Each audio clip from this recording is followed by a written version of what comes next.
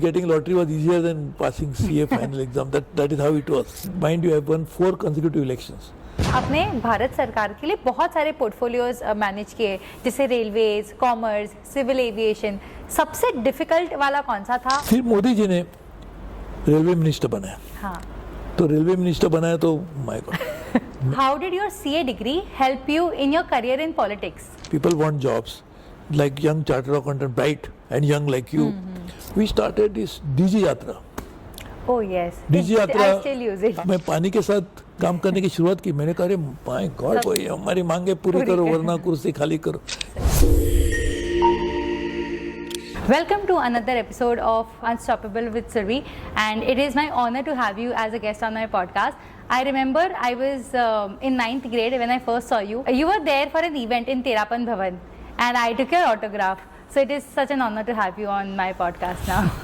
No, I'm very happy to see you doing so well at such a young age, and I'm very glad to see that you remember past events so vividly. I Happy also to do had that picture. I'll post it on So I the think, in the video. Knowing the way you are going, I will have to take your autograph. Oh my God! Thank you, sir. That really means a lot coming from you. So, and also the best thing is we share the same chartered accountancy background. So I'm very curious to know your journey. But to start with, मैं जानना चाहती हूँ कि how did your CA degree help you in your career in politics? See, I don't call politics as a career for me. Okay. I certainly was invited to join politics. I was invited to run for the election almost 29 years ago, 1996. And from chartered accountant, I was actually doing something else in between. Like, I became chairman of the largest cooperative bank, Saraswat Bank, Okay. when I was very young, mid-30s. So I became chairman of that. So I was practicing chartered accountant.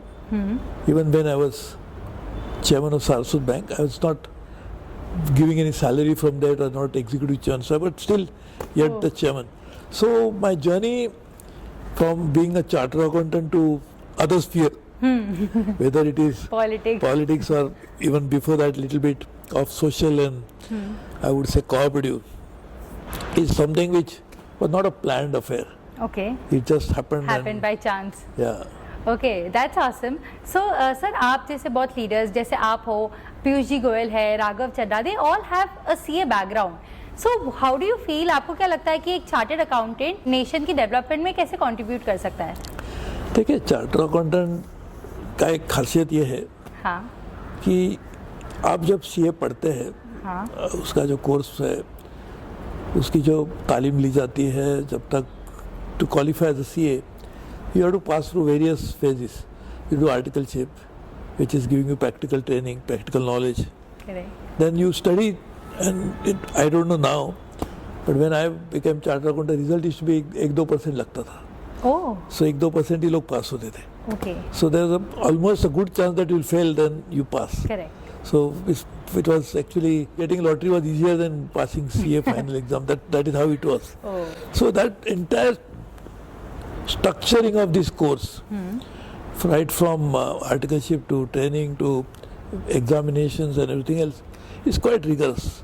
And that what makes you, in a way, get exposed to the real life of today's generation. In a sense, contemporary challenges you'll face. Correct. The complexities of life that you'll have, because it's so complex. So ये उसका तो लाभ तो जरूर होता है. और chartered और एक लाभ ये है कि आप सीए जब करते हैं तो आप सिर्फ अकाउंटेंसी नहीं करते हैं. सही बात है. इसमें साथ में लॉ भी आता है. इसके साथ में फाइनेंस भी आता है, और जनरल एक understanding about business as a whole आपको सीए करने के टाइम मिल जाता है. मैं ऐसा नहीं कहता हूँ, ऐसा दावा नहीं है कि सिर्फ सीए से ही आप ये सब सीख सकते हैं, लेकिन सीए की भी एक खासियत ये है कि इसके साथ साथ, पढ़ाई के साथ साथ, आपको ज़िंदगी के और बहुत सारे जो अंग हैं उनके बारे में भी कहीं ना कहीं से जानकारी मिल जाती है. उसके बारे में कुछ अनुभव भी प्राप्त हो जाता है, और साथ ही में उसके साथ किस तरह से निपटना चाहिए उसके बारे में भी कुछ प्रैक्टिकल अनुभव भी आपको मिल सकते हैं. सही बात है. तो सर, सीए से आपने ऐसी कौन सी चीज़ें सीखी जो आपको लाइफ में, करियर में, पॉलिटिक्स में काम आई? देखिए, मैं थोड़ा सा सौभाग्यशाली हूँ. ओके. क्योंकि जैसे मैंने कहा कि मैं प्लान करके नहीं आया तब का। बहुत सारे लोग अपने ज़िंदगी की बहुत सारी उम्र इसमें गुजारते कि किस तरह से मैं टिकट मिले। हाँ, ये टिकट के लिए बहुत काफ़ी लोगों को परेशानी करनी पड़ती है। मुझे बुलाया गया, मैं लोकसभा में 4 बार जीत गया, 4 बार मैं लोकसभा में था। Oh wow. देन मैं 2 बार राज्यसभा में था। हाँ, तो जो इसमें ऐसे राजनीति में आप जानते हैं कि टिकट के लिए इतनी आज बहुत सारी कठिनाई होती है, लोग बहुत सारे परेशानी होते हैं। मुझे सौभाग्य से कि परेशानी का सामना नहीं करना पड़ा। लेकिन मैं जीतने के बाद मैंने इसी के ऊपर, ये भी दूसरी सौभाग्य की बात है कि मैं जिस दिन राजनीति में आया उस दिन लोकसभा का सांसद बना। ओह, और जिस दिन लोकसभा का सांसद बना उसी दिन मैं cabinet minister state union government में था, अटल जी की पहली सरकार में। यानी मैं राज्य मंत्री भी नहीं था, ना कोई राज्य के राजनीति में था। अच्छा। ना ही कभी मैं कोई कॉरपोरेटर था, मुंबई म्यूनसिपल कॉरपोरेटर है कहीं पे भी। तो सीधी मुझे लिए भगवान की कृपा रही कि मैं बन गया। तो उसके बाद मंत्री बनने के बाद एक तो आपको राजनीति में आप जब काम करते हैं तो एक दोहरी जिम्मेदारी होती है। एक तो आपको लोगों को आप रिप्रेजेंट करते हैं, करेक्ट। तो लोगों की अपेक्षाएं बहुत होती है। तो उसको समझने की एक भी बहुत सारी कठिनाइयाँ होती है। लोग पहले समझते हैं नहीं कि आप क्या चाहते हैं तो आपकी मांगे पूरी कैसे करेंगे। तो उसका एक साइंस डेवलप करना पड़ता है कि how to understand what people really need. There are two different things: what people need and what people want. Okay. See, what you want is different, but what you need is something different. So you go to a doctor and doctor gives you a medicine. That is not you wanted. You wanted doctor to give you ice cream maybe, but or Coke, but he's giving you a medicine. So that is what is the difference between want and need. He gives you something which is needed by you, and not what is wanted by you. So politics में एक तो जानकारी लेंगे, ये भी उसमें भी CA का काफ़ी लाभ मुझे हुआ कि how to structure the understanding about what people really want and what they need, and how to then frame your own responses to that particular requirement. That is one part. Secondly, I was very lucky, as I said. I handled a lot of cabinet positions. It's a completely different ball game, I would say, different situation, in which you are not now only people's representative. You are now representing the entire country, not just one constituency. And there you are handling very technical issues. When I had a very diverse portfolios from industry, environment, forest, transportation like railways and civil aviation, commerce industry, then energy. I was power minister. I changed the entire power scenario by introducing laws. All of that, I would say, these are very technical, techno-commercial, also very complex in its own way. All of that, I must say, somewhere or the other, that my training of mind. So when you are going under CA, you are not only doing academic studies, right? Correct. It's also your personality also is getting developed through that course. So ये सब कल आप मुझे जरूर हुआ उसके साथ हुआ है। तो सर आपने जैसे बताया कि दो चीज़ें होती है, एक यू नीड टू अंडरस्टैंड कि लोगों को एक्चुअल में क्या चाहिए, उनकी क्या नीड है और उनकी वांट क्या है। तो एक अच्छा पॉलिटिशियन ये दोनों में कैसे फाइंड आउट करे कि लोगों की नीड क्या है, लोगों की वांट क्या है। देखिए want there is a very small line of difference. तो बट वांट जानना तो बहुत इजी है कि आपने क्या मांगा उस तो वांट हो गई। ये बहुत सिंपल है। आप कोई बाहर खड़े रह के नारे बजा रहे हैं, हमको हमारी मांगे पूरी करो वरना कुर्सी खाली करो, ये तो मांगे क्या पूरी मांग तो कह रहे। So want is easy to understand, need is a very complex thing. Understanding need, you have to understand. I will give an example. When I was chairman of Saraswat Bank, there was no way I was thinking of entering politics at all.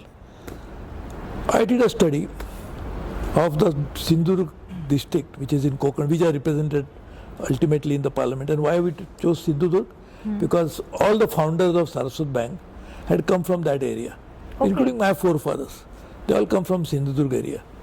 So I commissioned a study by Tata Economic Consultancy Service on behalf of Saraswat Bank कि ये development क्या होना चाहिए। अभी who will disagree कि development नहीं होना ही चाहिए, सब लोग कहेंगे, लेकिन डेवलपमेंट का मायना क्या होता है, what do you mean by development? Correct, ये जानना मुश्किल है। मेजरमेंट का वो नहीं है। So ये development is abstract term, whereas what is to be done when you put into perspective the plan, the ideas, that is what is concrete terms. So actually we prepared a complete roadmap, and that's how the idea, incidentally, of tourism being the driver for economic growth in Sindhurg was born. Oh. That culminated in 1996 when I became Member of Parliament for the first time. Sindhudurg in Maharashtra, in Konkan, west coast of India, is the only district in India which is called tourism district by the Government of India. Okay. So the whole thing was made. So now we are asking a very interesting question: how to distinguish and how to demarcate between want and Need. So want, as I said, is very easy. What you're asking me is a want. I want it. But what you need is something needs a lot of deliberation, understanding. Now there's still bigger problem. Okay. And the problem is, you will tell me, I wanted this. Why you are giving me what I don't want? I say, this is your need. He said, who are you to tell me what is my need? So even the child will tell a mother, I want this toy. I want this as chocolate. The mother said, no, you must drink milk. He said, no, I don't want to drink milk. I want chocolate, right? So how to convince the mother has to convince the child that this is what it is. So this is convincing a child is, for a mother, is not that difficult because you are only between one and one relationship. Here you are dealing with almost 20 lakh people in your constituency who are wanting something, and you are telling them, no, I will give you something else. So it's very, very difficult to sell this idea, to convince the people. And I mind you, I have won 4 consecutive elections. It's not only, I would say, as a Member of Parliament, even the Government of India, I have seen this. People, when I was Power Minister, I told you I completely revamped the power structure. Today what you are seeing, power surplus, that time it was 18% power deficit country, for 18%. Oh. So today you couldn't be conducting the interview.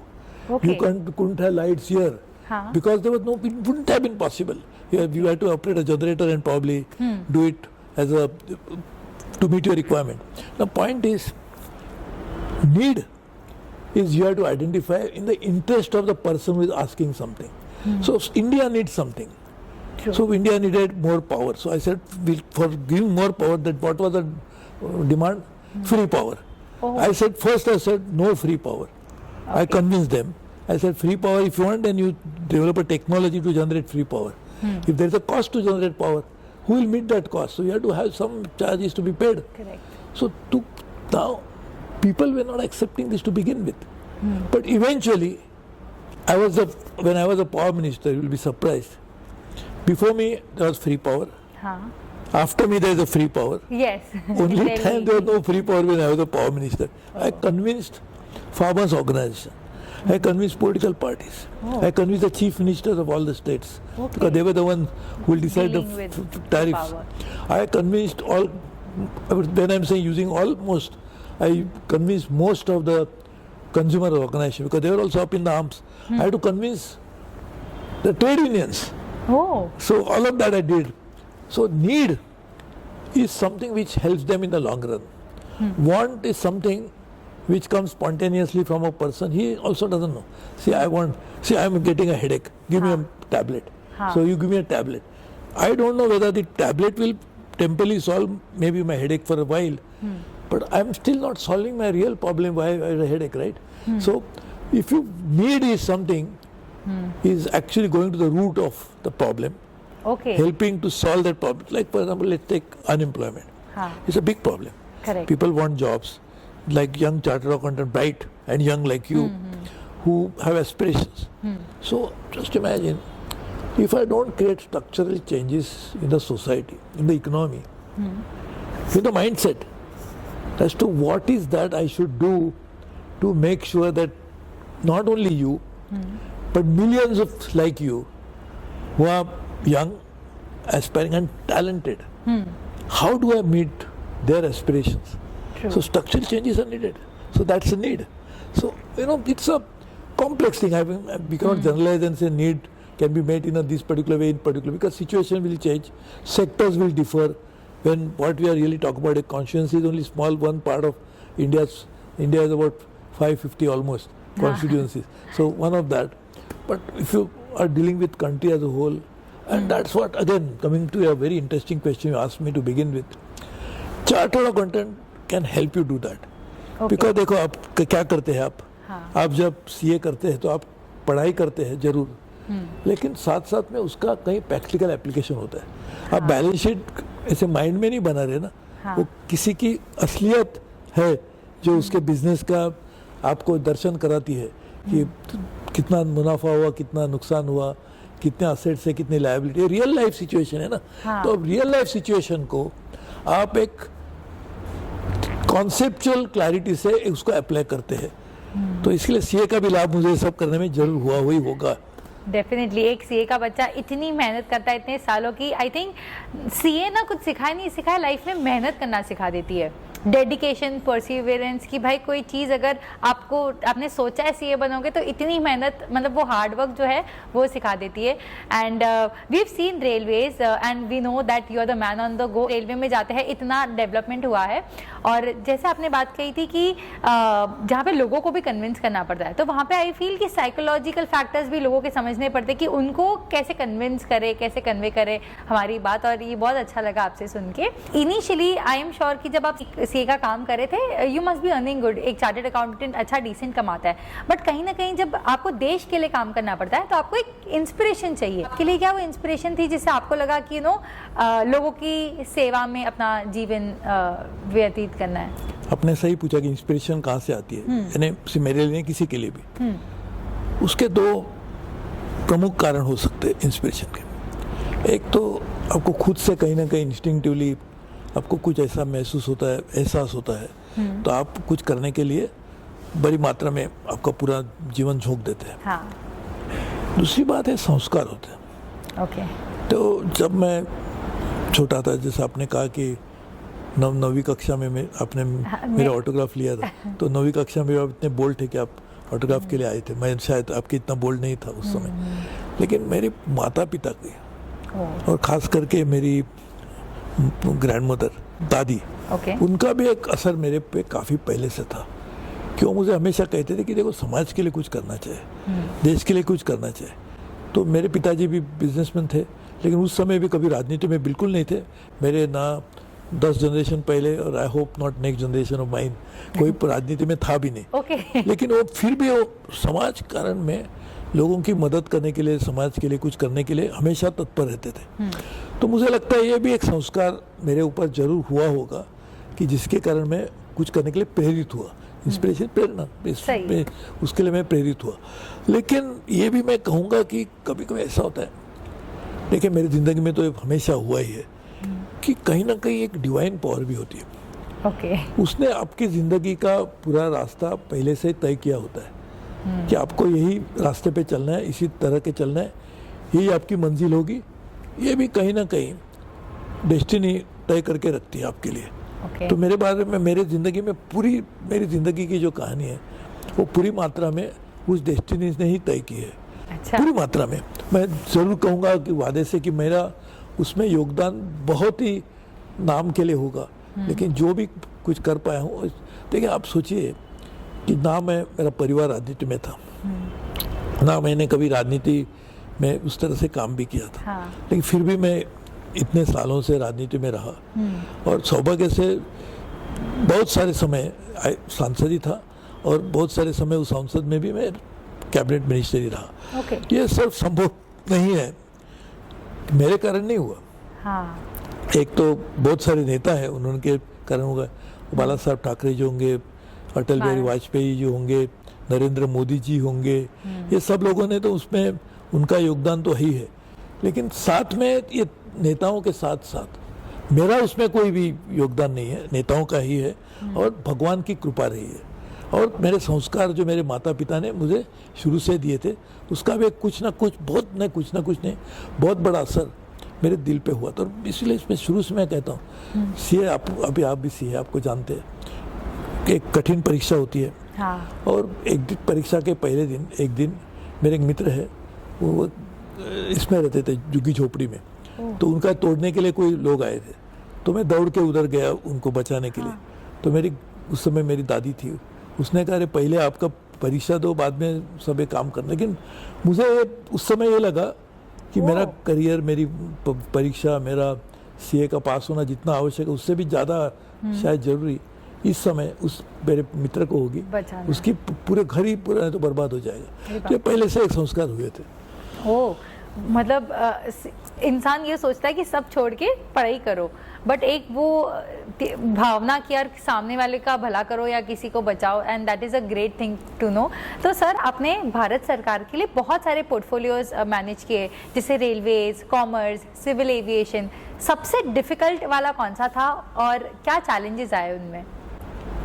देखिए, मेरी जो ministerial responsibilities रही वो दो अलग अलग प्रधानमंत्री के अंदर रही। पहले अटल जी के अंदर 6 थी, हाँ। और मोदी जी के अंदर 4 थी। ओके। तो पहले हम, यदि आपने जो पूछा ज़्यादा करके मोदी जी के अंदर railway, civil aviation, commerce and industry, I was also G20 and G7 sherpa for the prime minister under Modi ji. उससे पहले जब मैं एनवायरमेंट फॉरेस्ट मिनिस्टर बना 1998 में, उस समय मैंने देखा, और उस समय मेरा पहला बहुत गहरा मेरे दिल के ऊपर एक उसका एक असर हुआ कि कितना कठिन हमारे सामने चुनौती है कि ये पर्यावरण के साथ किस तरह से काम करना चाहिए। और मैं आपको सही कहता हूँ, मेरी पत्नी वो पत्रकार रही है, उसने उस समय मुझे काफ़ी, पत्रकार थी, टाइम्स ऑफ इंडिया में थी, जी न्यूज़ की बाद में ग्रुप एडिटर भी बनी, उसने मुझे काफ़ी हद तक ये पर्यावरण की समस्या के बारे में काफ़ी अच्छी तरह से अवगत कराया। और उसका एक बहुत ही गहरा असर मेरे दिल पे, पूरे मेरे ज़िंदगी के रहा। आज भी मैं लंदन स्कूल ऑफ इकोनॉमिक्स में मैं विजिटिंग प्रोफेसर हूँ, और उस क्लाइमेट चेंज और इसी विषय के ऊपर मैं वहाँ करता हूँ। मैं बहुत सारे विश्व के सारे समस्या जितनी है, उसके बहुत सारी समस्या के जितने संस्थाएं हैं वो विश्व में, उसके साथ कहीं ना कहीं जुड़ा हूँ। लेकिन सबसे बड़ी समस्या मेरे हिसाब से पर्यावरण की। तो आपने पूछा कौन सा मंत्रालय सबसे कठिन था, हाँ। तो मैं कठिन के अलावा भी कहूँगा अहम ये था, क्योंकि कठिन समस्या जिससे जुड़ी हुई ऐसा मंत्रालय था एनवायरमेंट फॉरेस्ट, जो अटल जी के साथ। उसी समय हमने पावर मिनिस्टर भी था बाद में थोड़ा समय, उस समय हमने पूरी मात्रा में पावर सेक्टर को बदला। उस समय मुझे पता चला कि पावर नहीं होगी तो कुछ भी नहीं होगा। सही बात है। आपकी सर्विस सेक्टर भी नहीं चलेगा, कृषि क्षेत्र भी नहीं चलेगा, ना ही अपना औद्योगिक क्षेत्र चलेगा पावर के बिना। तो उस समय हमने उसमें बदलाव लिया। उसी समय नदियां जोड़ने का एक मेरे पर जिम्मेदारी मिनिस्टर अटल जी ने बनाया था। अच्छा। तो मैं सोचता था कि ये बहुत बड़ी समस्या पावर की है या पर्यावरण की है। जब मैं पानी के साथ काम करने की शुरुआत की, मैंने कहा माय गॉड, सबसे बड़ी समस्या यही है, क्योंकि 4% सिर्फ पानी हमारे पास है। ओके। और पानी को आप निर्माण नहीं कर सकते ना। हाँ। आप एक फैक्ट्री डाल के भी पानी, वो बॉटलिंग प्लांट डाल सकते हैं प्यूरिफिकेशन के लिए, या बॉटल वाटर बनाने के लिए। पानी बनाने का प्लांट आप डाल के, वो वैसे थियोरेटिकली बन सकता है पानी लेबोरेटरी में, लेकिन आप उसको इतने इंडस्ट्रियल स्केल पे ऊपर 150 करोड़ लोगों की मांग पूरी करने के लिए तो फैक्ट्री नहीं डाल सकते। तो पानी की समस्या का मेरे को एहसास हुआ। उस समय मैंने 1500 ने पावर सेक्टर का रिफॉर्म के समय मीटिंग किया था। यहाँ पे 5000 मीटिंग मैंने की। 5000 पूरे देश भर सभी लोगों को, एक छोटे भी रहेंगे जैसे आपके साथ मैं बात कर रहा हूँ, ऐसी भी होगी या बहुत बड़ी भी होगी जिसमें 1-1.5 लाख लोग भी रहेंगे, लेकिन ऐसी मीटिंग्स मैंने की। और मुझे इसका पता चला कि माय गॉड, जैसे पावर के बिना शायद हम जिंदा काम नहीं कर सकते, कि जिंदा तो रह सकते, पानी के बिना जिंदा ही नहीं रह सकते। फिर मुझे एहसास हुआ कि पानी, ऊर्जा और पर्यावरण, ये तीनों साथ से जुड़े हुए विषय। इसके लिए मैंने एक थिंक टैंक का गठन किया बाद में। उसका नाम है council for energy, environment and water, CEW। आज उसमें 300-350 कोई काम करते हैं लोग। तो ये उस समय की बात रही। आपका अहम कौन सी समस्या थी? फिर मोदी जी ने रेलवे मिनिस्टर बनाया। हाँ। तो रेलवे मिनिस्टर बनाया तो माय गॉड, मैंने कहा कि कुछ मैंने इतनी बड़ी समस्या, आज तक लग रहा था ये समस्या सबसे बड़ी है। माय गॉड, यहाँ पे 18 लाख लोग काम करे, साल में 850 लोग, रेलवे से 850 लोग सफ़र करते। आप कोई भी पूछेगा 850 कैसे होते, हमारी देश की आबादी ही 150, बिकॉज राउंड ट्रिप्स। अभी आप देखेंगे कि अब मुंबई में रोज 75 लाख लोग सबर्बन रेलवे से यातायात करते हैं। तो आप सब काउंट करें, ऐसे नंबर है। लेकिन you have to deal with that many people traveling on railways, so that many people's problems. So I have made something very unique, addressing people's grievances while they're still traveling on the train. Still traveling. on real time basis, online basis. So that was a major issue. But because of that, what I know, complaint आ रहे हैं तो उसका मतलब कहीं ना कहीं underlying problem है ना, इसके लिए तो कंप्लेंट आ रहे हैं। आप शुरू में मेरी आपकी बातचीत हो रही थी, आपने पूछा नीड और वांट में आप कैसे पानी और दूध को अलग कैसे करेंगे, ये आपने पूछा था। तो इसमें आज आपकी शिकायत यदि आप कर रहे हैं तो कुछ तो वजह होगी ना। आप कह रहे सीट ठीक नहीं है, यानी सीट ठीक नहीं है, ये आपकी शिकायत क्या, सफर ठीक नहीं हुई। तो फिर आप पूछे क्यों नहीं हुई, वो सीट ठीक नहीं थी। तो वजह क्या थी, वो सीट किसी ने ठीक तरह से बनाई नहीं थी या उसको ठीक तरह से उसको रचाया नहीं था, जो भी वजह होगी। लेकिन कारण क्या रहा, सफर ठीक नहीं होगी, आपका कंप्लेंट है। लेकिन अंडरलाइंग काम ये है, तो इसके लिए हमने अंडरलाइंग इश्यूज को सॉल्व करने की शुरुआत की। That is the beginning of a very different change in railways. So काफ़ी काम किया रेलवे में, लेकिन वो भी एक अच्छा था। बाद में commerce industry was a very interesting ministry. Aviation में we started this Udan scheme, that of course it have started. We started this digi Yatra. Oh yes. Digi I Yatra still use it. आप अभी जाएंगे तो आपको सिर्फ आपके फेशियल रिकॉग्निशन से, biometric से आप सीधा जा सकते हैं। इसकी शुरुआत हमने की थी। तो ये बहुत सारी, हाँ, ये बहुत सारे काम अभी सभी मैं नहीं कहूँगा, क्योंकि काम होते हैं, वो टीम वर्क भी होता है। मेरे साथ में मंत्रालय में काम करने वाले काफ़ी लोग, वो भी सफ़र, और मोदी जी या अटल जी पहले दोनों प्रधानमंत्री थे, उनका एक बहुत बड़ा, मैंने बाम्बू का प्रोग्राम लॉन्च किया था 1998 में। ओके। सबने मेरा रिडिक्यूल किया था, क्या है बाम्बू लेके क्या प्रोग्राम कर रहे हैं। तो क्योंकि प्रधानमंत्री था, मुझे लगा फॉरेस्ट नहीं कटने चाहिए, इसके लिए किया था। आज एक बहुत बड़े, मैं कहूँगा रिवोल्यूशन की तरह काम हो रहा है बाम्बू सेक्टर में। शुरुआत बहुत छोटी तरह से हुई थी। एक बाम्बू का एक हमने international network for bamboo and rattan की मेंबरशिप ली, भारत सरकार ने। उसके बाद में बाम्बू मिशन लॉन्च हुआ, और उसके बाद में जो हुआ वो एक हिस्ट्री है। लेकिन फिर भी मैं कहूँगा जो हुआ, it is still a tip of the iceberg. अभी जो होना है वो तो बहुत ही होना है, लेकिन उसकी एक बहुत बड़ी शुरुआत हुई। तो ये बहुत सारे मंत्रालयों के साथ, मैं कहना मुश्किल है कौन सा कठिन था, कौन सा ज़्यादा कठिन था। लेकिन इतना ही अंतर हो सकता है, कठिन और ज़्यादा कठिन।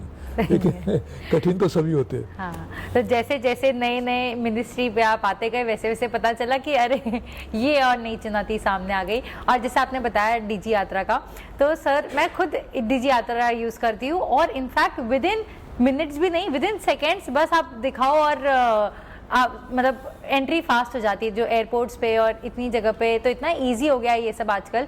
एक और बात आपने कही थी कि रेलवे में अगर है कोई प्रॉब्लम तो तुरंत सॉल्व हो जाती, तो आज भी वो नंबर लोग यूज़ कर सकते हैं। इनफैक्ट मुझे ये भी पता है, जैसे मुंबई बंद करना है तो ट्रेन्स बंद कर दो, तो ट्रेन्स में फीमेल्स के लिए सेफ्टी, ये सारी बातों का ध्यान रखना रेलवेज में। और आजकल मुंबई में अगर आप ट्रेन में ट्रैवल करो तो इतना सेफ फील होता है, एटलीस्ट पता है कि नंबर है, कि हाँ हेल्पलाइन नंबर्स रहते हैं। तो that is a great thing, और ये सब आपकी लीडरशिप में हुआ, तो बहुत अच्छा लगा सर जान के। सर अब आते हैं, आपने बोला था कि ट्रेड और कॉमर्स भी आपने देखा है, तो how do you see India now in the global markets? As we are speaking, एक खबर यह है कि अमेरिका ने भारत के खिलाफ भी कुछ और टैरिफ बढ़ाने का फैसला किया है। आप हमारे पर 20% लगा रहे और हम तो आपको 4% लगा रहे, तो 16% का जो अंतर है वो भी आपको देना ही पड़ेगा। तो हम भी 20 लगाएंगे। आप जब तक 20 को 4 नहीं करते तब तक 20 के 20 ही रहेंगे। इस तरह का एक रेसिप्रोकल टैरिफ अभी रिसेंटली आज अभी आपने बहुत अच्छा पूछा कि क्या लगता है किस तरह से, how do we really go forward. तो it's going to be a very difficult future for the world as a whole. If you look at it, America के क्लोजेस्ट अलाइज जो थे वो तो कनाडा, मेक्सिको, नेबर भी है, allies भी है। Europe, transatlantic partnership second world war के बाद में बनी, बहुत ही स्ट्रांग अभी तक भी चल रही है। उनके खिलाफ भी आज ट्रेड वॉर्स चल रहे हैं। तो मुझे लगता है कि आने वाले दिनों में एक कुछ व्यवस्था बनी थी। एक व्यवस्था बनती है तो आपको पता है कि एक कुछ ऐसा होने वाला है कि आज मैं ये करने वाला हूँ, कल ये करने वाला हूँ, परसों ये करूँगा। कुछ तो अंतर होगा उसमें, लेकिन ज़्यादा करके मोटी मोटी तौर पर हमको पता था ये होना है। अच्छा, आज आप नहीं ये कर सकते। क्या होना है उसका फैसला हर समय बदलते जा रहा है। तो इसी माहौल में हमें ट्रेड और कॉमर्स को नेविगेट करना पड़ेगा। in a most uncertain era of uncertainty, we'll have to work very, very diligently in this particular sphere. So it's because it's external to India. देखो आप It was not planned. हाँ, ये हमारे हाथ में नहीं है ना हाँ. कि मेरा पड़ोसी मेरे साथ क्या करता है व्यवहार, वो पड़ोसी तय करेगा. हाँ. अभी यहाँ पड़ोसी की बात ही नहीं हो तो बहुत दूर है अमेरिका, लेकिन वो किस तरह से व्यवहार करेंगे. चीन तो हमारा पड़ोसी है, उसका ट्रेड एंड कॉमर्स पॉलिसीज क्या रहेगी. तो ये सभी का एक बहुत बड़ा प्रभाव, बहुत बड़ा असर हमारे नीतियों के ऊपर होने वाला है. तो इसको ध्यान में रखते हुए हमारी डोमेस्टिक कॉन्शियंसी है, I am not talking political, पर देखिए फार्मर्स है, छोटे व्यापारी है, हमारे युवा है, हमारी महिलाएं, हमारे फिशरमैन है. करेक्ट. तो इन सब का भी एक लाइवलीहुड इसी ट्रेड के ऊपर डिपेंड करता है. आपको सुन के हैरानी होगी, हमारे पास नारियल पहले 5-6 रुपए में कुछ 15-20 साल की बात कर रहा हूँ, उस समय मिलते थे. तो सडनली बाहर से नारियल आना शुरू हुआ. वो 1-1.5 रुपए में मिलना शुरू हुआ था. बाद में सरकार ने उसके ऊपर रोक लगाई. लेकिन आप सोचिए कि अभी एक छोटा किसान जो नारियल के पेड़ के ऊपर अपना पेट भर रहा है, तो उसके ऊपर इसका असर ट्रेड पॉलिसी के कारण हुआ. सही बात है. तो international trade has implications on domestic livelihoods of people. तो इसको ध्यान में रखते हुए in this uncertain world we'll have to make policies in such a way that we protect the most vulnerable section of our society, whether farmers or fishermen or young entrepreneurs or SMEs. उनको किस तरह से protect कर, इसके पर ध्यान देना बहुत ही चिंताजनक स्थिति में हम जाना पड़ेगा. साथ में आपने देखा देखो स्टॉक मार्केट है. और स्टॉक मार्केट में विदेश के संस्थाओं ने जो निवेश किया था, यदि वो पैसा वापस ले जाते हैं तो उसका एक बहुत बड़ा असर स्टॉक मार्केट के ऊपर था. मार्केट नीचे गिर जाता है तो लाखों करोड़ों रुपए का नुकसान करोड़ों लोगों का हो जाता है एक ही मिनट में. तो ये जिस तरह से इतने स्पीड से हो रहा है आजकल, ये स्पीड को ध्यान में रखते हुए how to navigate and protect our own internal economy is going to be a very challenging issue and we have to work on that. True. America के राष्ट्रपति डोनाल्ड ट्रंप जी ने जो रेसिप्रोकल टैरिफ रेट्स लगाए हैं भारत पे, आपको क्या लगता है कि इसका भारत के बिजनेसेस पे कैसे अफेक्ट होगा? देखिए, अमेरिका एक विश्व की सबसे बड़ी अर्थव्यवस्था है. हाँ. हमारा जो ट्रेड सरप्लस है, भारत का बहुत सारे देशों के साथ व्यवहार चलता है. हाँ. लेकिन बहुत सारे देशों के साथ हमारी ट्रेड डेफिसिट है. चीन के साथ हमारी बहुत बड़ी ट्रेड डेफिसिट है. चीन is also one of our biggest trading partner, but we are huge trade deficit with China. So it's the biggest trading partner but huge trade deficit. US is also a very big trading partner of India with a trade surplus with US. So that is the reason why US has picked up India. But लेकिन जब आपका trade surplus है, यानी आप ज़्यादा निर्यात करें, जहाँ से आयात से भी ज़्यादा निर्यात हमारी हो रही है उनके साथ. अभी आपने रेसिप्रोकल टैरिफ लगाया, तो निर्यात के ऊपर उसका बुरा असर होगा. और निर्यात करने वाली जो सेक्टर्स है जो US में जाते हैं, इंजीनियरिंग गुड्स है, ये सब बहुत सारे इंजीनियरिंग गुड्स, बहुत सारे, मैं नहीं कहूँगा सब, लेकिन बहुत सारे इंजीनियरिंग गुड्स बनाने वाली जो कंपनियाँ, वो स्मॉल एंड मीडियम सेक्टर में कंपनीज है. तो एक बहुत बड़ा मार्केट, यदि आपको इतने बड़े धोखा वहाँ से मिलता है, इतनी बड़ी कठिनाई का सामना करना पड़ता है, तो उसका असर तो होगा ही हमारी अर्थव्यवस्था के ऊपर. SMEs के ऊपर असर होगा, SME के ऊपर असर होगा, उसका असर बैंकिंग सेक्टर पे होगा. क्योंकि आपका यदि अकाउंट ठीक नहीं चल रहा है तो आपका पेमेंट NPA में आ गया तो बैंकिंग सेक्टर में उसका असर पड़ेगा. उसका असर एम्प्लॉयमेंट के ऊपर होगा कि आप स्मॉल स्केल इंडस्ट्री में ऑर्डर्स कम हो गए, तो पहले तो उसका बिजनेस नहीं चलेगा, व्यापार कारोबार नहीं चल रहा है, तो लोगों को हायर भी नहीं करेगा जितने मात्रा में करना था. एम्प्लॉयमेंट के ऊपर भी उसका असर हो गया. और एक साइकिल होता है. देखो, इंजीनियरिंग गुड्स है, वो तो एक गुड बनाने को बेच रहे हैं. तो इंजीनियरिंग गुड बनाने के लिए स्टील भी आप कहाँ से खरीद रहे, उसके आधार पर ही आप उसके प्रोसेसिंग करके, कोई फैब्रिकेट करके आपने उसको इंजीनियरिंग गुड्स में कन्वर्ट करके उसको बेच दिया. तो आप ऑर्डर आपके कम हो गए तो आप खरीदेंगे भी कम. तो स्टील के ऊपर भी उसका डिमांड के ऊपर असर हो, यानी बहुत सारे सेक्टर के ऊपर इसका एक कैस्केडिंग इफेक्ट होगा. और उसके लिए बहुत सोच समझ के हमें आने वाले दिनों में काम करना चाहिए. और मुझे लगता है कि एक गुजरने वाला, ऐसा नहीं है कि ये दिन गुजर जाएगा, ऐसा नहीं है.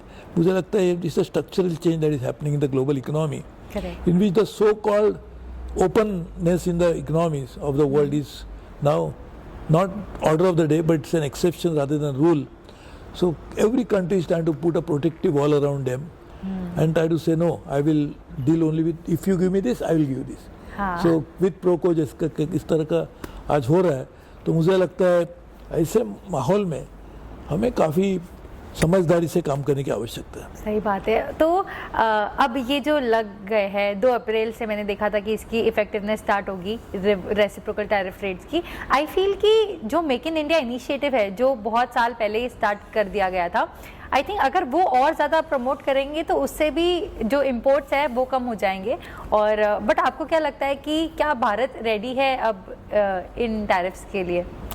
देखिए, हम किसी भी हालत में कोई भी समस्या आती है तो उसके लिए उपाय तो हमें ढूंढना ही पड़ेगा.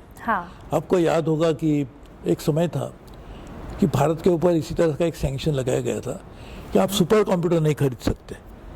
तो सुपर कंप्यूटर उस समय बहुत बड़े रूम में आ सका, इतना सुपर कंप्यूटर होता था. आज तो बहुत छोटा हो गया, इतने में इसकी कैपेसिटी इतनी छोटी चिप में वही प्रोसेसिंग पावर है जो सुपर कंप्यूटर में थी. लेकिन उस समय सुपर कंप्यूटर हमको नहीं दिया तो हम लोगों ने सुपर कंप्यूटर बना दिया. और उसकी कम कीमत में बनाया. आज भी हमारे पास सैंक्शन है कि आप न्यूक्लियर पावर ये नहीं कर सकते, वो नहीं कर सकते, क्योंकि हम लोगों ने पोखरण किया था अटल जी के समय 1998 में. उसके बाद में हमारे खिलाफ सैंक्शन लगाए गए थे, आप ये नहीं कर सकते, कुछ नहीं कर सकते. लेकिन हम लोग उसको नेविगेट करने की हमारी क्षमता देश में है. तो आज भी ये जब इस तरह के हेडविंड्स आएंगे और आपको कुछ कठिनाई का सामना करना पड़ेगा तो एंटरप्रेन्योरशिप भी ऊपर आ सकते हैं. तो मुझे लगता है मेक इन इंडिया जो है, ये इसके अलावा ऐसा कोई चारा भी नहीं है कि मेक इन इंडिया करना ही चाहिए. मोदी जी ने बिल्कुल सही कदम उसके तरफ बढ़ाए है, क्योंकि what is Trump saying? What is? The President Trump. What is he saying? Yes, Trump. He's saying make America great again. So is it not same thing that what Trump is saying in the other way around? Correct. कि आप जो भी बनाना है America में बनाइए. आपको America great बनाना है तो हम विदेश से नहीं लाएंगे, आप यहाँ बनाइए. आप विदेश में लाते हैं तो उसके ऊपर हम टैरिफ लगाएंगे. तो आप वही करें जो ट्रम्प करना चाहते हैं. तो ये यदि सबसे बड़ी अर्थव्यवस्था जो ओपन इकोनॉमी के नाम से जानी जाती थी, ये यदि एक कदम उठा रहे हैं तो हमको तो जरूर मेक इन इंडिया करना ही चाहिए. लेकिन मेक इन इंडिया करने के लिए एक इकोसिस्टम डेवलप करने की ज़रूरत है. पूरी की पूरी मात्रा में हम तो सब कुछ नहीं बना सकते that goes into the final product. There are lot of components, there are lot of ancillaries which finally make a product. So to make that product as a end product which is sold in the market, there are so many things that goes into that product. Now one strategy could be that you make everything in India and then that will go into the product. Secondly, if you make all that, whether India, you make in India is one part, but having made something in India, you want to consume only in India or you want to export it? So you want to export it. This is like the headwind we are facing today. The reciprocal tariff is similar thing कि आप export करें तो आप हमारे से import भी करो, नहीं तो आप एक्सपोर्ट नहीं कर सकते. सो इंपोर्ट भी करना पड़ेगा. तो क्या इंपोर्ट करे, क्या एक्सपोर्ट करे, क्या इंडिया में मैन्युफैक्चर करे, किस तरह से करे, ये पूरी सभी इकोसिस्टम को ध्यान में रखते हुए हमें आने वाले दिनों में अच्छी तरह से सोच समझ के नीति बनानी पड़ेगी. सही बात है. सर, एक पॉलिटिशियन की लाइफ बहुत ज़्यादा हेक्टिक होती है. हर बार दिमाग में कुछ ना कुछ चल रहा होता है. ये काम करना है, ये सेवा करनी है लोगों की, लोगों तक पहुंचाना है अपना कार्य, मैसेज. तो इन सब भागदौड़ में आप अपनी हेल्थ का कैसे ध्यान रखते हो? Since I come from a fitness background, I am a yoga trainer, मैं लोगों को हेल्थ के बारे में सिखाती हूँ. तो मैं जानना चाहती हूँ कि आपकी लाइफस्टाइल में आप हेल्थ का कैसे ध्यान रखते हो? देखिए, इसका जवाब जो है वो मेरे से ज़्यादा आप अच्छी तरह से जानते हैं कि हेल्थ को किस तरह से ठीक रखना चाहिए, क्योंकि आप उसके बारे में बहुत अच्छी जानकारी भी प्राप्त की है, आपको मालूम भी है. मैं एक मेरे हिसाब से उसका एक मुझे लगता है जो मैं आपको बताऊंगा कि body is what is not only the health that we talk about. Correct. The body is a outward manifestation. Obviously body is a part of, you are actually, we are there because body is there. But body के ऊपर mind का बहुत बड़ा प्रभाव होता है. और mind actually in a way decides whether you are healthy or not healthy. Correct. So one is mind, you can say my healthy mind means my mental health is good, but that is one part. But I'm saying even physical health has a huge impact. Mind has huge impact on physical health. कैसे? For example अभी आपने मुझे कुछ जोर से बात कर दी, मैं एकदम गुस्से में आ गया, हाँ. तो क्या हुआ? आपने जो बात कही थी उसके ऊपर गुस्सा मुझे करने की आवश्यकता नहीं थी शायद. गुस्सा किया तो आपको नुकसान क्या होगा? कुछ नहीं हुआ. नुकसान मेरा ही हुआ. बॉडी पे इफेक्ट तो आता है. मैं और ये गुस्सा जो आया वो कहाँ से आया?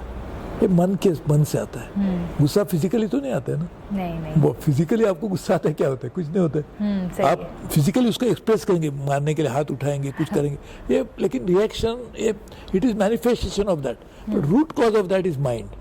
सो मुझे लगता है कि माइंड को काबू में रखेंगे तो आपका हेल्थ भी ठीक रहेगा. और माइंड को काबू में रखने के लिए आप मेरे से ज़्यादा जानते हैं और आप अच्छी तरह से उसके बारे में काम भी करें. शायद मैंने आपको स्टूडेंट बनना चाहे तो मैं मेरे माइंड के काबू में अच्छी तरह से रख पाऊंगा. लेकिन मुझे जो लगता है फ्यू एलिमेंट्स ऑफ दैट कि बहुत सारी चीज़, आप विपश्यना एक मेडिटेशन कोर्स है, मैंने किया है, उसमें एक बहुत अच्छी चीज़ बेसिक है, बाकी कुछ नहीं है विपश्यना में. एक ही चीज़ है कि एक्शन एंड रिएक्शन. आपने कुछ देखा, आपने कुछ सुना, आपने कुछ एहसास किया तो उसको आप रिएक्ट करते हैं. आप रिएक्ट नहीं करेंगे तो वो बात चली जाती है. यदि हम ही चले जाने वाले हैं कुछ समय के बाद तो बात कहाँ से रहेगी? बात तो बहुत ही छोटी हो तो चली जाएंगी.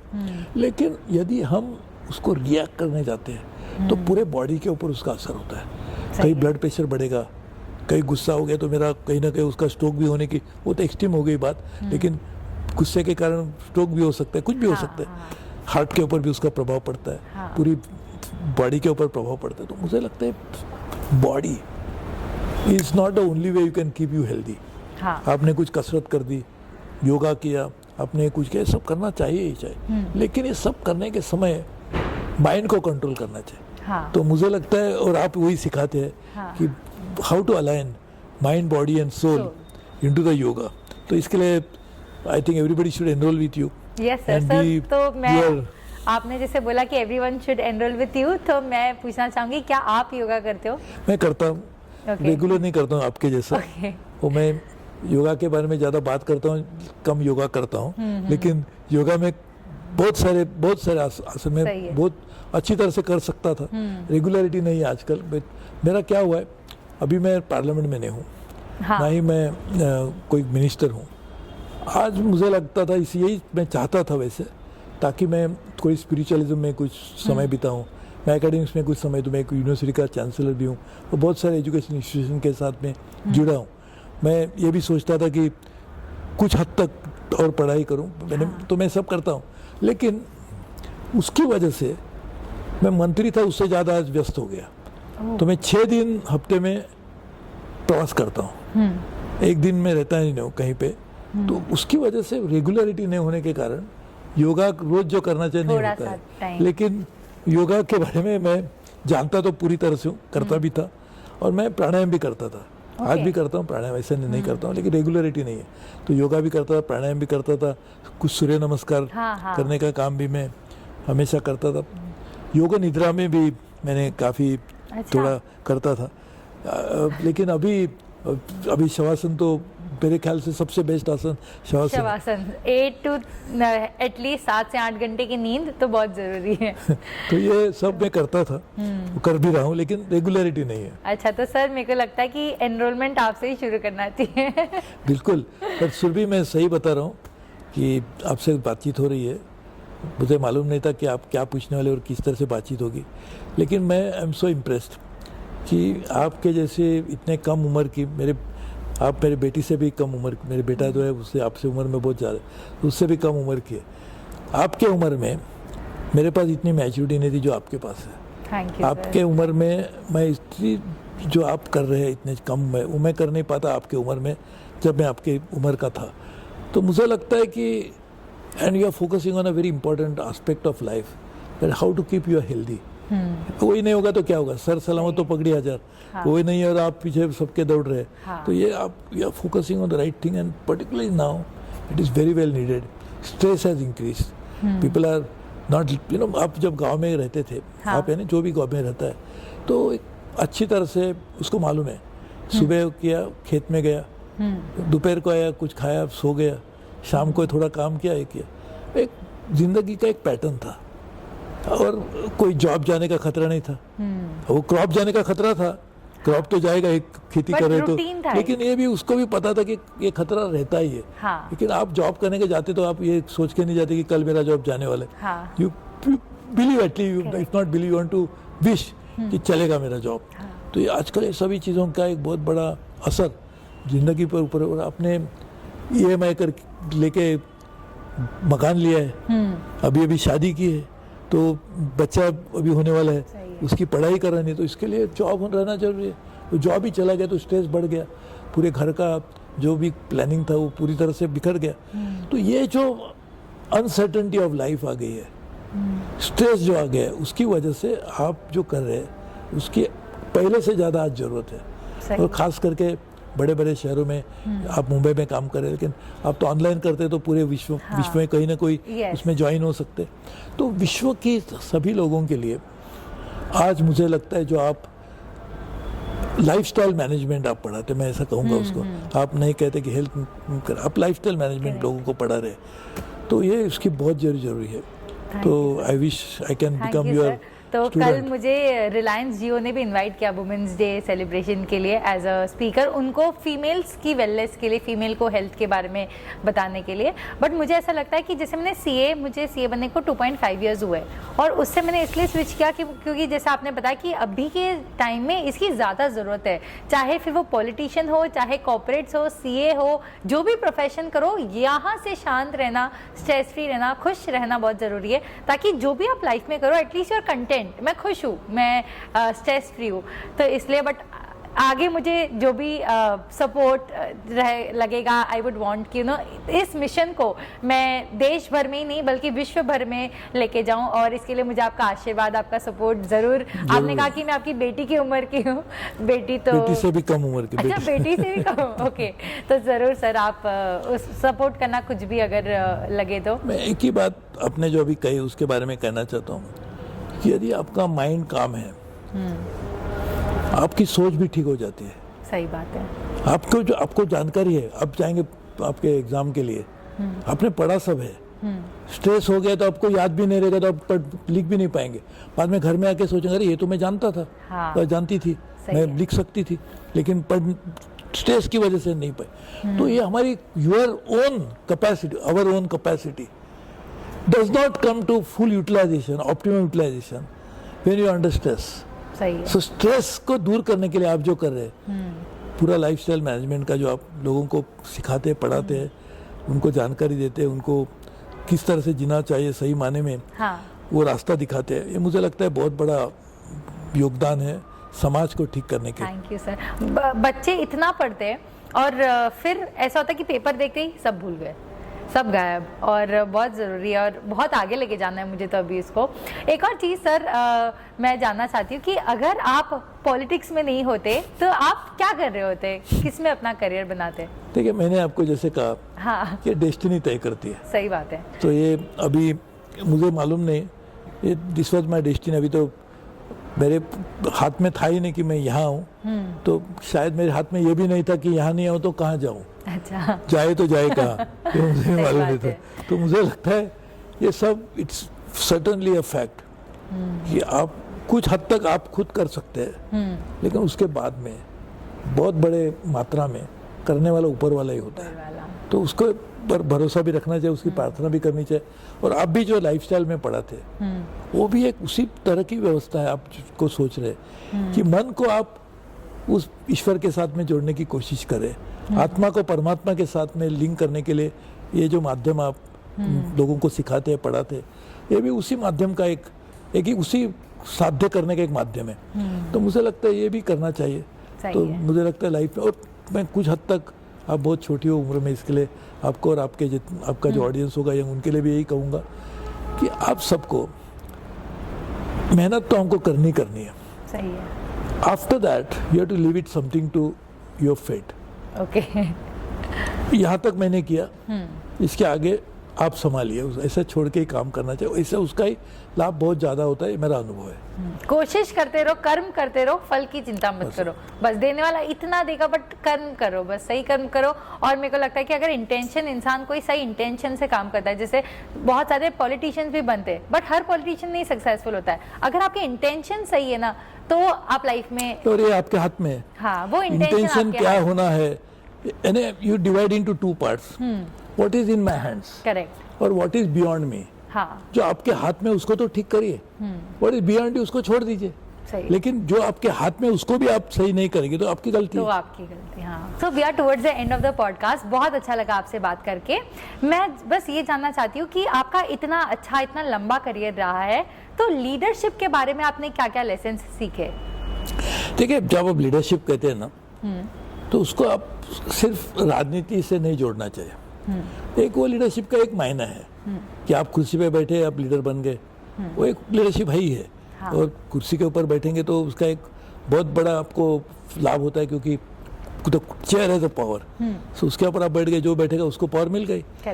लेकिन उसके अलावा भी विश्व में या हमारे समाज में, हमारे जीवन में ऐसे बहुत सारे अलग अलग माध्यम है जिसमें भी लीडरशिप की ज़रूरत है.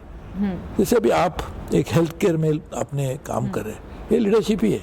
तो आपने कहा लोगों को मैं सिखाऊंगी, पढ़ाऊंगी, रास्ता बताऊंगी, ये भी एक लीडरशिप है. साइंटिस्ट होता है, वो एक अच्छी कुछ खोज निकालता है. हाँ. तो ये भी लीडरशिप है. एक अच्छा टीचर होता है, वो पूरी जिंदगी में सिर्फ लोगों को पढ़ाने का काम करता है और वो कहता है कि मैं यही काम करूंगा. He is also leader in own way. So you are leading something is a leadership. So you may be leading because of the position you are leading. It's a position based leadership.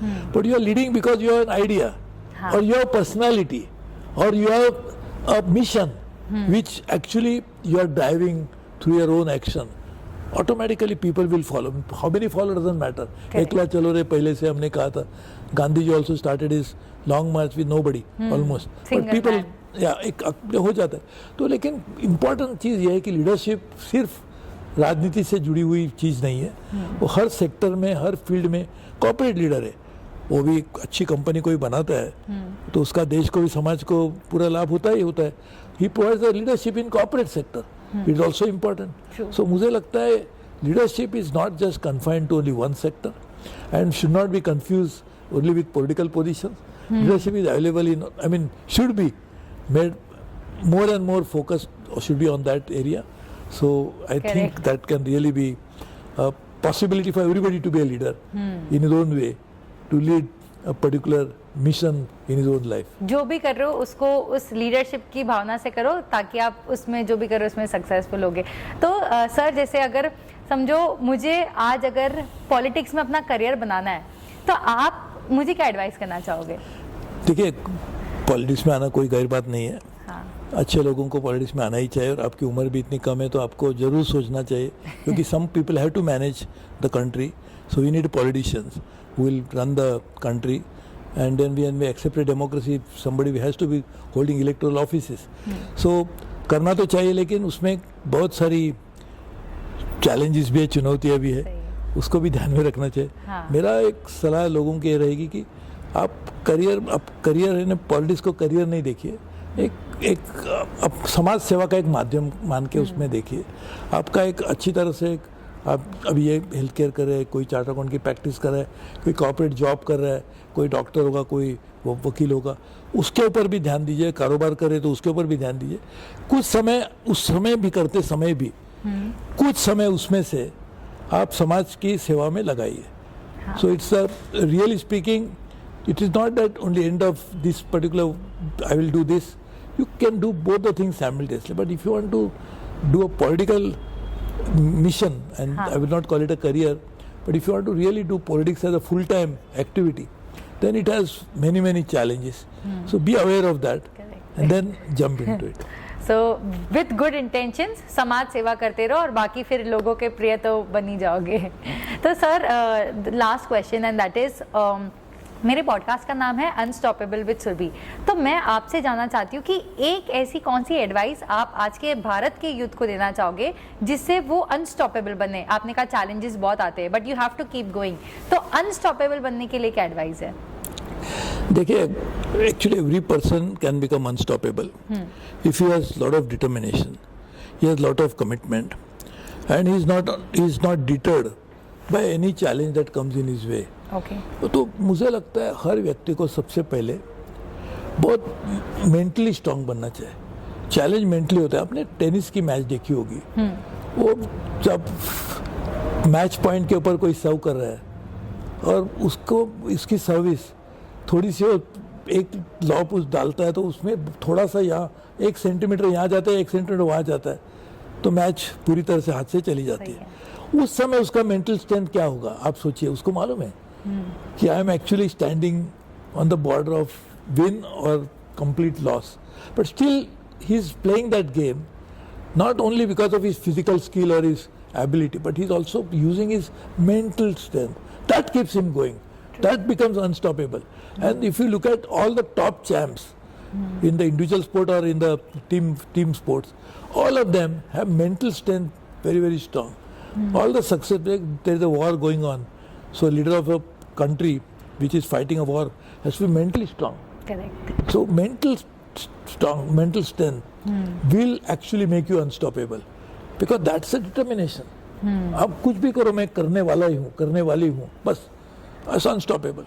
So that where will that come from? That comes from inner strength. It is not a physical strength. It's an inner mental strength. So that mental strength has to be very, very, and that to make that you have to look into your own self. True. Do meditation. Try to remove all your internal challenges that you face, personality challenge. You feel नहीं मैं नहीं। आप पहले कभी सोच के कहेंगे मेरे को होने वाले हैं तो कभी नहीं होने वाले। आप पहले सोचना चाहिए I will do it, I will make it happen. So that's some internal strength that you develop. That will make you unstoppable. जैसे आपने बताया कि किसी भी इंसान को मेंटली स्ट्रांग बनना है, तो इससे मेरे को एक कहावत याद आता है कि मन के हारे हारे, मन के जीते जी। अगर आप मन से हार गए तो आप हार जाते हो, अगर आप मन से जीत गए ना, आधी बैटल आप वहीं जीत जाते हो। Absolutely. So my mind is the most important thing, either to be healthy or mind is very important for make so-called win in life. So I think we should try to make mind strong so that we'll become unstoppable. True. Thank you so much sir for being here. बहुत बहुत अच्छा लगा आपसे बात करके and I am sure जितने भी लोग ये पॉडकास्ट देख रहे उनको बहुत इंस्पिरेशन मिलेगी समाज सेवा करने की और अपने करियर में एक्सेल करने की। बहुत अच्छा लगा। आप क्या बोलना चाहोगे कि आपको नहीं, बहुत बहुत धन्यवाद। I am very thankful that you invited me to join this programme and talk to such a very interesting audience. I'm sure we'll be able to interact also one day, like we did some years ago when you were still a student. And I think we'll get such opportunities. But God bless you all. Thank you, sir. Happy to be here. I'm very impressed with what you are doing and the way you are doing it, with the commitment you are showing, the sincerity you have, and the creativity that you are on display when I'm talking to you. I wish you all the best. And I think these are all the ingredients of a sure success that will have. So these ingredients will make you unstoppable in life to achieve your goal. I wish you all the best. Thank you, sir. Thank you so much for being here.